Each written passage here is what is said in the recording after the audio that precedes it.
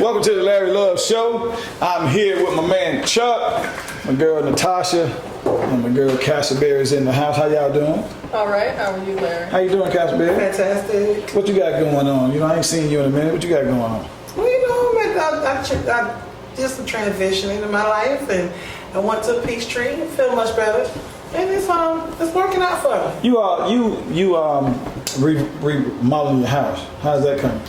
Fantastic. I'm gonna show you pictures when I finish. Okay. I did my bathroom, painted today. So. You painted it? No, I didn't paint it. My help did. I didn't do that. No. Oh, your help did. Oh, yeah. And you also got a new truck. Yes, I did. We got 210. Yes, I did. F-150. And you got a good deal on that.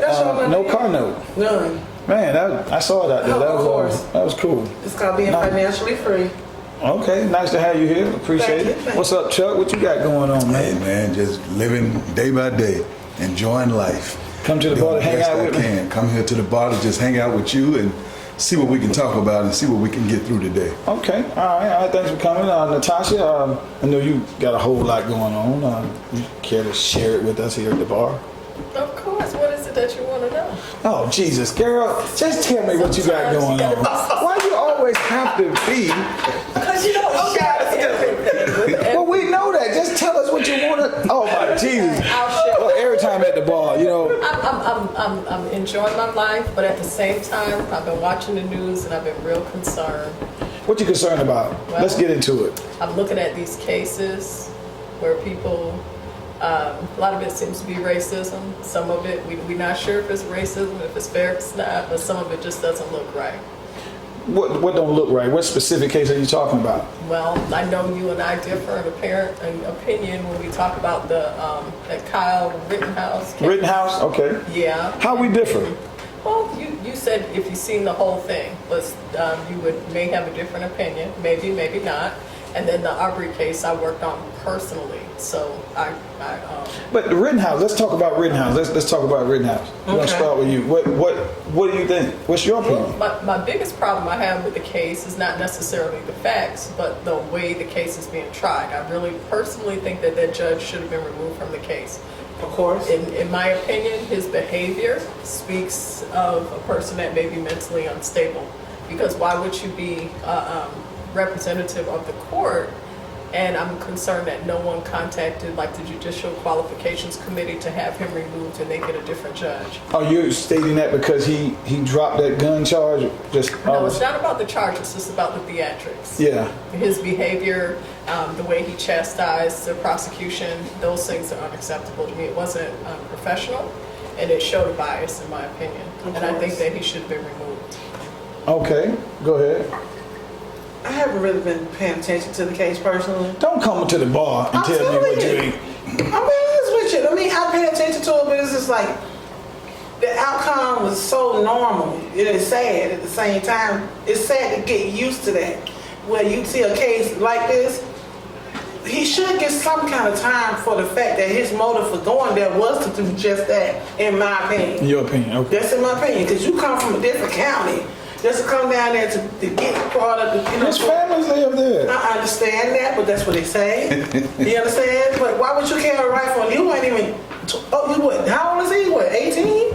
Yeah, he was 17. 17. Something like that. So what the hell is what he doing with a rifle?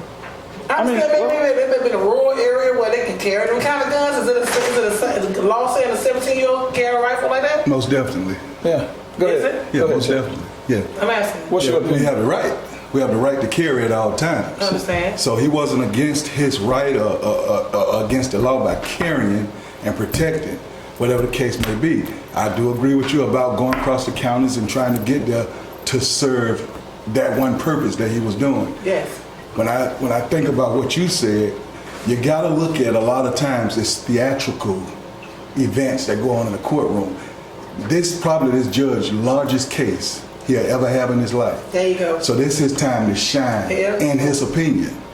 So a lot of the things he do, we probably won't agree with it, but it's all about acting. But come on, Chuck. Come on. We got to go back to this. When he stepped in and chastised that prosecutor in front of everybody, then he dropped the gun charges himself. Right. Shouldn't that have been an investigation? I think so, but that's what I'm saying. It's all, remember, you're the judge. It's your courtroom. Exactly. No, it doesn't exactly work that way. Courts have rules. They do have You have rules. rules and an expected standard of conduct. And he did not meet that standard. And the prosecution had a right, and what they should have is ask for that judge to be recused. And they actually should have him get a head check because he really acted as if he has a mental health issue. Because- the judge is not supposed to participate in a case that way. He's like a referee.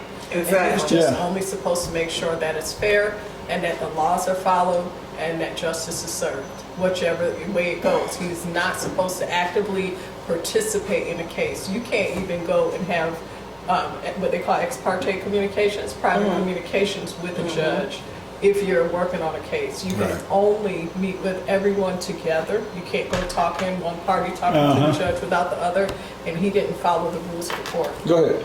Okay, but the thing is, it's like looking at all these different cases. Now let's stay on this case. But this sums it up for us. Just getting to the point here.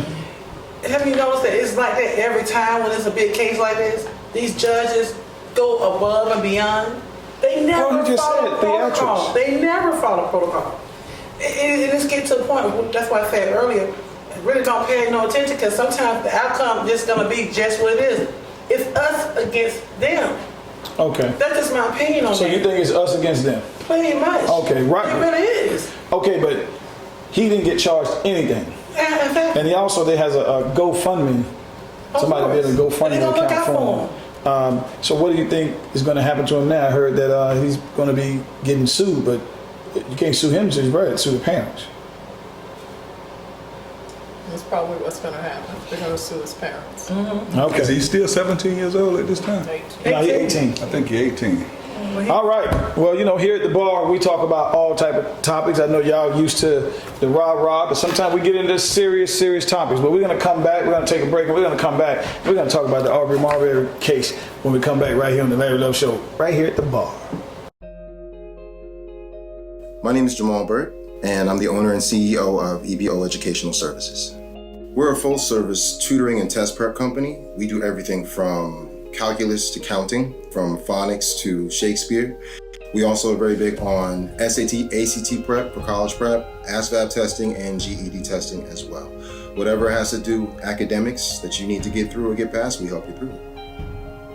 I loved building relationships with students and helping kids just grow, learn that there's more to life than just keeping good grades, but it's about building who you are as a person. One student to one tutor. We don't have a class or a small group of kids, so undivided attention is given to that one child. I was a teacher for a while, and I was in the classroom seeing that these kids were not getting as much as they could possibly get, and they weren't learning in a way that was really getting to them and really reaching them. So after I left the classroom, I was actually going to leave education for a while because I got so disenchanted with the system. But I decided that in the meantime, so that I could find something else, let me just put a sign on the corner for tutoring. And the phone started ringing, and here it is 10 years later, and it hasn't stopped ringing since.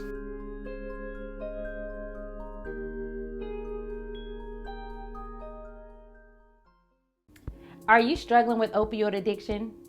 Is addiction taking control over your life and hurting your loved ones? And they don't understand, but we do. And we want to help them understand as well as you by providing you quality and professional care. Beyond Your Ordinary Treatment Center is state regulated and medically monitored. We have some of the best experts in the industry that are waiting for you to call. No need to look any further. We are here in Henry County and we are serving Henry County and surrounding areas. Make sure you call us today, 1-888-START NOW, or visit our website at byoinc.org. All right, we're back. Now we're going to talk about the Aubrey case. The Aubrey case is it should be a slam dunk case.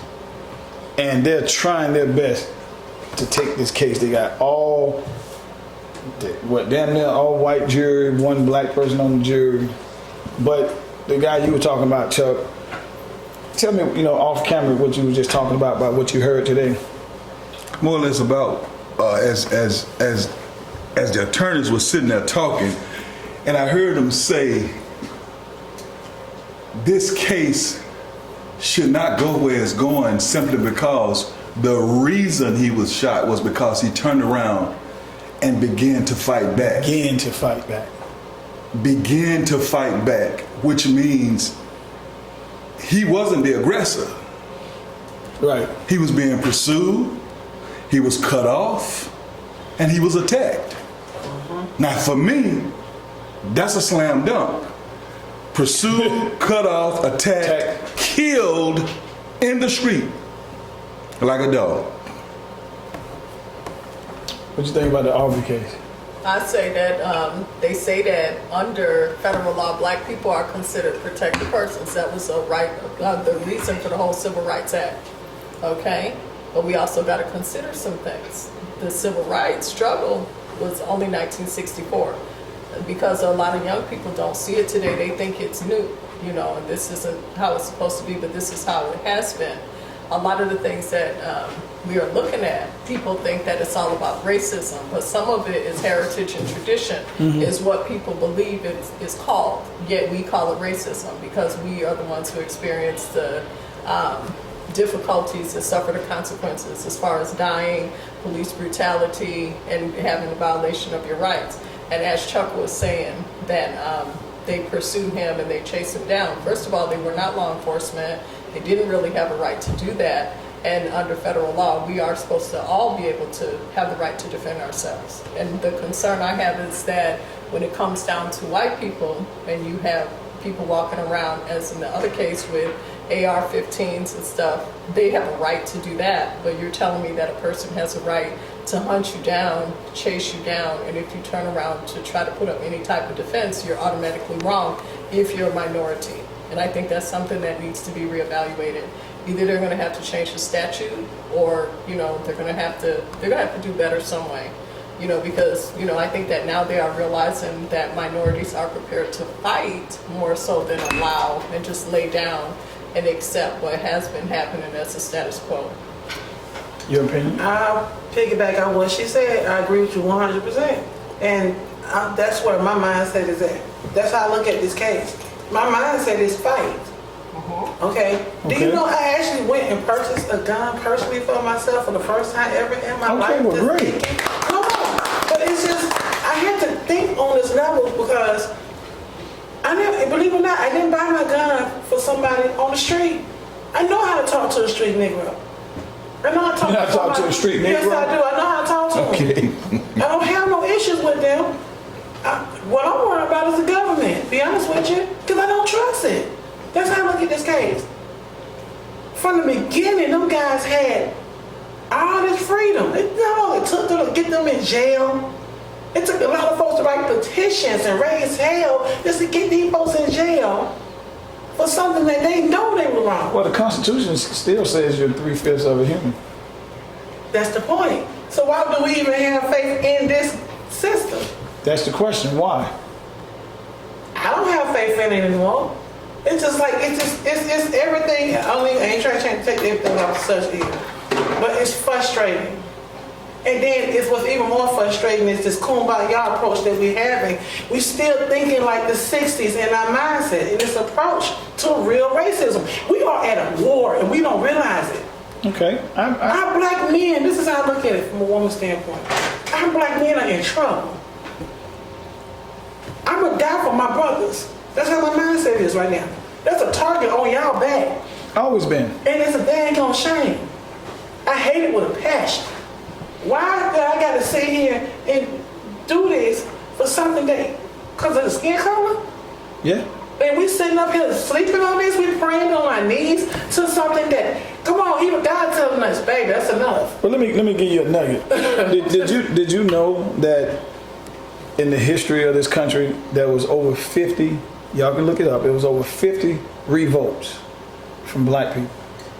If you go and listen to Claude Anderson, all 50 revolts, when black people revolted, rebelled, guess who snitched on them? Black people. Black people. Yes. Neither one of them reached what they were trying to do because other blacks told on them. I was listening to Claude Anderson the other day. In school, we didn't even know that there were over 50 revolts of blacks in the history of this country. But they never got to where they were supposed to because other blacks toll on them. And the reason why I'm saying that is because to this day, I get in trouble on Facebook when I say a coon. I ain't calling you a coon. I ain't saying a coon just to be saying it. But you got to understand about, and I want to get into us being racist, but the powers that be put things in place to keep it the way they want to. Agree. So you got blacks in places that is there to do the bidding for the man, if you want to say the man. You know, we can go on, but that's going to be another show because I'm putting something together for that show. You know, it's not about racism. You can go on my old show, Blog Talk Radio show, and listen to 436 shows that I did. I'm not racist or anything. We just state facts and we state the truth on the Larry Love Show, and I'm going to keep it real just like that. So if we got blacks in places to keep us where we are, how are we supposed to get out? That's the question. How do we get out?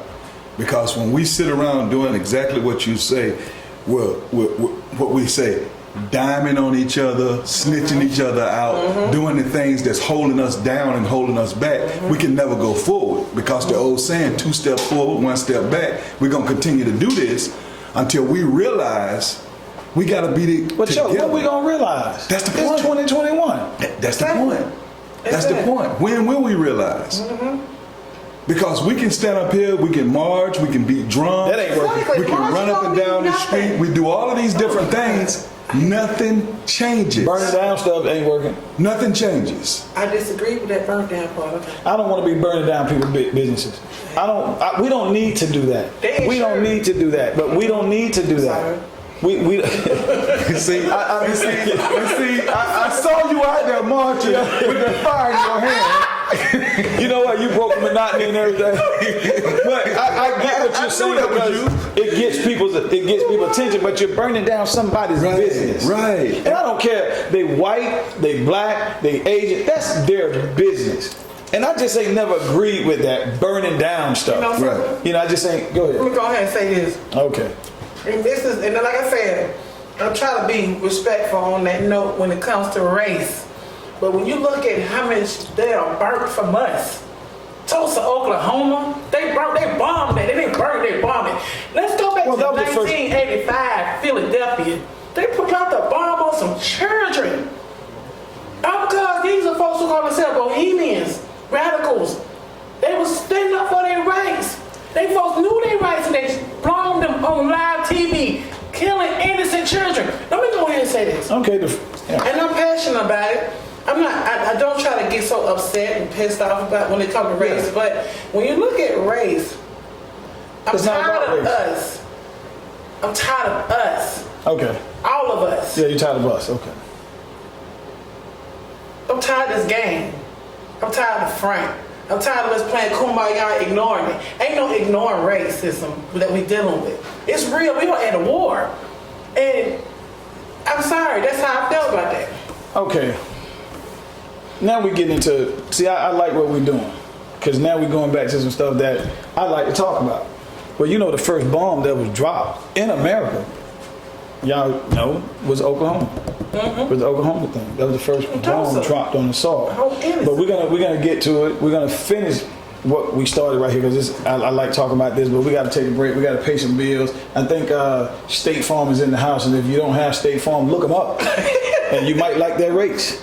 We'll be right back on the Larry Love Show. Hello, and welcome to Kim Mays State Farm Agency. I'm Kim Mays, the owner of Kim Mays State Farm Agency, located here in Stockbridge, Georgia. We're a local insurance agent providing auto, homeowners, life, and health insurance. Our value is that we provide personal customer service to our customers, taking the time to get to know them and making sure that we're providing the coverage that will best protect their family and their needs. If you would like to have a policy review or an appointment today, please give us a call at 770-282-6622, or you can find us online at www.coveredbykim.com. Thanks, and we look forward to hearing from you. Big Chick of McDonough. We have fed over 1 million customers in our 50 years in business. We understand the needs of our community, and that's why we created a nonprofit organization called Big Chick King Foundation. The purpose of our foundation is to fill in the gaps, give back to our community, have food drives, clothing drives, back to school drives, take care of our seniors, and give free meals to those who are living paycheck to paycheck due to the high cost of living, overpriced rent, and inflated prices at the grocery stores. Big Chick King Foundation is a hunger relief organization. We have 3 chicken restaurant locations, McDonough, Lovejoy, and Stockbridge, and we will be giving out free meals through our Pay It Forward program. We are asking you to donate to the Big Chick King Foundation to aid us in our fight against hunger, poverty, homelessness, and financial instability. You can donate online through our GoFundMe account, or you can donate at one of our brick and mortar stores. Build up good karma and donate now. Big Chick of McDonough would also like to say congratulations to City Mayor Sandra Vincent and City Councilman Jamal Burt. Welcome back to the Black Love Show. Man, we got a good conversation going. Natasha, I know you want to get in here. What you got to say about all this? Well, I wanted to say several things. First thing, when she was talking, she was making reference to she doesn't think that what's been going on has been effective. And the one thing I will say is that during the Arbery case and then George Floyd, there was a lot of things that changed. Like before, people were more passive in their protesting. And it was an argument or a disagreement rather among the pastors when we were doing our protests and the participation that I had in the Ahmaud Arbery case. And it was a beautiful thing to see the young people step up, and they had a different approach. So they were burning things down, they were tearing stuff up. And when they were doing that, they got what we needed. We got results. We didn't get those results before. Ordinarily, what happened in the George Floyd case, that officer would have got away with it, but he did not, because they knew that if he got away with it, the consequences, they were going to tear the place up, and they couldn't afford to keep allowing that, especially something that you know is clearly wrong. You can see it on video. You see these men being murdered. You had the teacher who was murdered. He was a school teacher. Yeah. He lost his life, Philando Castile. That man had no reason to lose his life. He said he had a weapon. He told the police what he had. Now the difference in those cases is it was a police officer versus just a common person, like in the Arbery case, okay? But I think that people are starting to realize that now we are willing to give our life and lay it down for our sons and black people to have a better life. I know I would. Okay. If it was my son, I would give my life for him to have a better life. So do you believe changes are being made? I believe progress is slow. Or do you think progress is slow? Or do you think, even let's take the one officer who killed George Floyd, do you think he was being used as an scapegoat to make it seem like changes are being made? I don't think he was a scapegoat. I think he was a murderer. And I agree with you. He paid the price for being a murderer. And I agree 110%. And I think he paid the price because we stood up and we put the pressure on, but I think we can't let up. We have to keep the pressure on. Like Colin Kaepernick, he sacrificed a lot, and he did that for us. He gave a lot for us. And guess what? We need to be standing behind him. Damn the NFL. We love sports, we want to be entertained, but that's our problem. And that goes back to what you were talking about black people not sticking up for each other. The NFL and not sticking up and not working with and supporting Colin Kaepernick, that goes back to slavery times. Like when you had the people wanted to run away, and then you had someone would go tell on them, okay? A better strategy would be tell a few to run away, and your leadership people watches who runs away and then see who tell on them. You have to kill them too. I hate to say it. Thank you. Can I shake your hand, my sister? Can I shake your hand? That we have you. So basically you saying snitches get stitches. They have to say it. They don't get stitches. They get stuck to the ground. From the team. Natasha said on the Larry Love Show at the bar. You have to if you're a snitch, people from the team. you gotta get out of town. I do agree. Because if they're going to do that, they're not part of our team. I agree. They're not helping the cause. No. But I will say this with the Arbery case, because I did participate in a lot of the protests and a lot of helping with the Justice Initiative. I wish we would have known this. I would have asked Reverend Malone to come. But, but what I did is with him is we went out to gather people.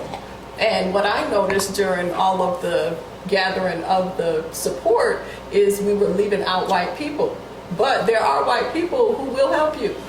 Yeah. But you know what? You have to give them the opportunity to help you. Thank you. And some of them are more loyal and dedicated to the cause because they're ashamed of what's been happening and they know that it's wrong and they will help you.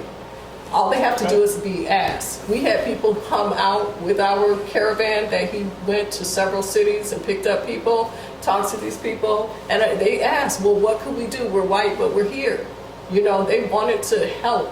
And that is why that case has gotten to where it is, because it had the support of everyone. It wasn't only black people, it was white people too. But you always have white people sprinkled in Well, you have to, a lot of their situations, support, you know. You have to work with them. And you Go- can't be so afraid of people that you Go don't ahead. trust. And I agree with you 100% on that. Now, I can definitely say this for myself. Now, I'm strong in I'm passionate about black history, about unity, us being together. But I'm not naive either, okay?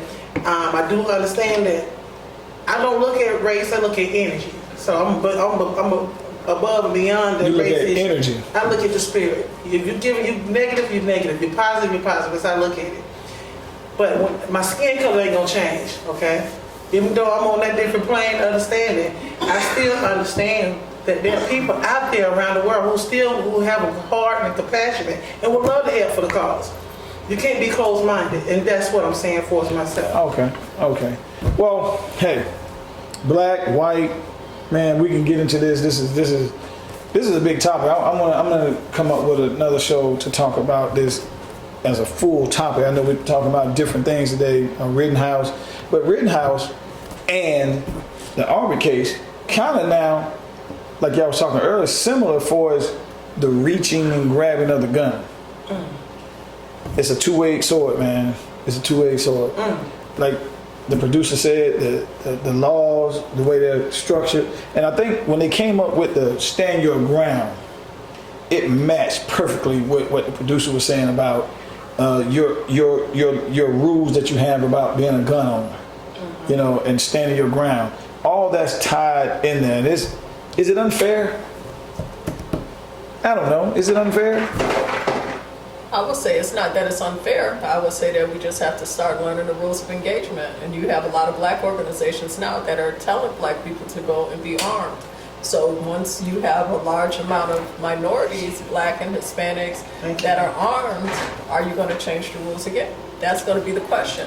Well, we won't find out until we do it. Because you know they always change the goalposts. Well, hey, always move the goalposts, change the goalposts, move the goalposts. They always do it. What we got to do is learn the game. First of all, to learn the game, you got to get in the game. And then start playing. You got to play. You got to play the game. I tell people all the time. And that's the thing that, like I said, I'm passionate about one thing, but I'm not naive. So you done said that twice. What are you not naive about? Because the deal is, my anger is serious on that. What are you angry about? I hate this system that we're under. I do not like it. It's not fair. You don't like and the what system. you said, this is the system. What you was talking about just now about force of self-defense, stand your law. That was against us. It's made to kill us. You understand where that you go back on history? That stand your ground, especially with us. That was justified killing us. So you're saying that if Rittenhouse was black, he wouldn't have got away with all that coming across straight line, 17 years old, self-defense. That's what you're saying. I'm just asking. Is your hair black? Yeah. All right then, thank you. I'm just saying. Yeah. Okay. I mean, I'm asking you. You think it'd be different? I truly believe it would be different if he was a black man versus a white man. Take all the laws and put them aside. A black man is not going to get treated the same way in America. Thank you. Just saying. This day and time, even today in 2021, a black man will not get the same treatment as a white man. I don't care how we look at it. Okay. I mean, I'm not disagreeing. I'm just saying, but we've been getting treated and targeted for years. Exactly. So what are we going to do about it as black men? What are we going to do about What it? Natasha said, learn your rules and your laws. When I start learning the rules of engagement, how the games they play, You need a collective but group. that's individual too. Everybody does I know. But you gotta, like she said, you gotta get together. You gotta organize. You gotta come together. Like she was saying, all these armed minorities gotta come together. And when they see that, you can't be that one group, the new Black Panthers, that he started something and then everybody over here just die off. It's got to go around the country. One of the things these groups that I wish would happen is I wish all the civil rights organizations would partner. They look like they are moving towards that, to where we're. But we got coons in the civil rights movement. We do. That is true. See, we can't get anywhere because to kick them out. When you find out, we need to find out. This isn't working, and I told you how to find out, but you can't. You can't. But Tasha, you smart. But do you know the civil rights movement was made and discovered by white people? Yes. It wasn't black people. Yeah. See, I could go there, and I know we gonna go there, but I'm just saying we talk all this stuff about doing this and doing that and doing this and doing that, but all this stuff, white people are smart. Yes. They're smart. Yeah. They created the game. They created the game. Let me say What we something. got to do is we got to get into the. Hold on. I got to pay some bills. Okay. They created the game. Y'all can call it what y'all want. The man, the white man, the people, whatever you want to call it. They created the game. What we got to do as minorities is get in the game, learn the game, and then learn how to maneuver in the game. That's what we got to do. We'll be right back on the Larry Love Show. Yeah. Curtis Butler III was born and raised in Charleston, South Carolina. His family originates from the small nearby town of Aiken. After graduating high school, Curtis joined the Army. He served his nation admirably during combat and decided the time was right to start a civilian life. Somewhere along the way, things failed to turn out as planned. Curtis soon found himself homeless while facing one of the toughest battles of his life. Instead of allowing the situation to dictate his life, Curtis struck out and took control, making him a hero all over again by winning a 7-year fight with the VA administration in obtaining his disability benefits, and now helps others in the same situation. Curtis is now an advocate for veterans. He has written 2 books. His second book is A Warrior Married to His Wife and PTSD. Curtis understood far too many veterans were coming home to nothing and are being forgotten. His hope is to help as many of his fellow veterans during their struggle to find meaning and purpose in the real world as they adjust to a normal life. Don't give up. Help is out there.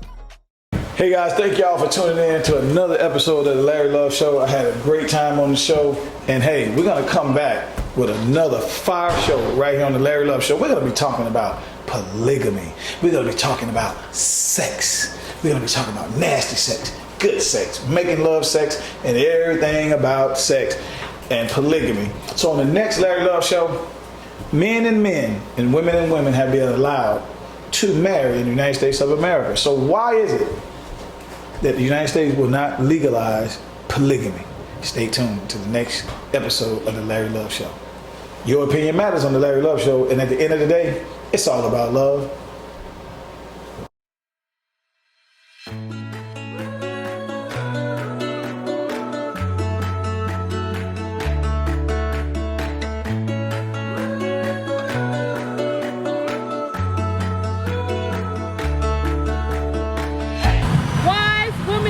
Social change with our community partners, bringing attention to domestic violence. That's the whole goal today. And the goal is to let the public know that domestic violence is not acceptable. We're going to stand against it. Our goal is to eliminate